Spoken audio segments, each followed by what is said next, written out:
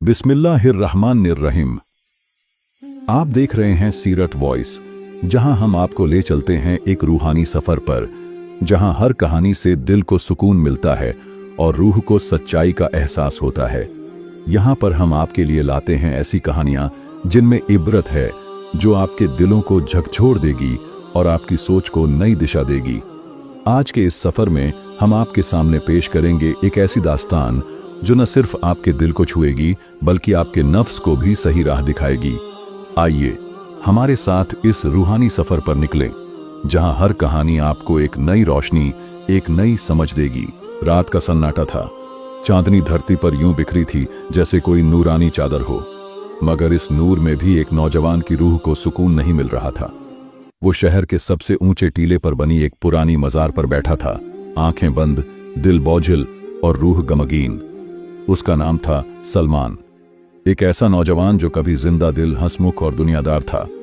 महंगे कपड़े, दोस्तदारी, शोहरत और हर नफ्स की ख्वाहिश उसके पास थी। मगर एक रोज सब कुछ बदल गया।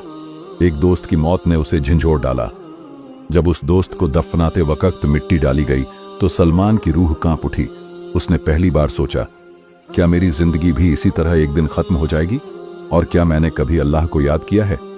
यही सवाल उसे रातों की नींद और दिन की राहत छीन लाया। उस रात न जाने कैसे उसके कदम उस पुरानी मजार तक पहुंच गए। लोग कहते थे कि वहां एक वली अल्लाह दफन है। उनके बारे में मशहूर था कि जब वो जिंदा थे तो नजरों से दिलों का हाल जान लेते थे और उनके पास बैठने वाला बदल जाता था। सलमान देर तक उस मजार के पास बैठा रहा। न कुछ मांगा, न कुछ बोला, बस आंसू बहते रहे। ऐ खुदा, अगर तू है तो मुझे खुद से मिला दे, मुझे वो दिखा दे जो तुझे जानता है। इसी सोच में डूबा था कि उसके पास एक सफेद लिबास में लिपटा बुजुर्ग आकर बैठ गया। चुपचाप।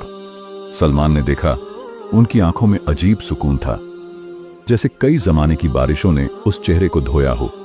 उन्होंने कोई सवाल नहीं किया, बस सलमान की आंखों में देखा और एक बात कही, जिस दिल को रब की तलाश होती है उसे दुनिया की भीड़ बेचैन करती है।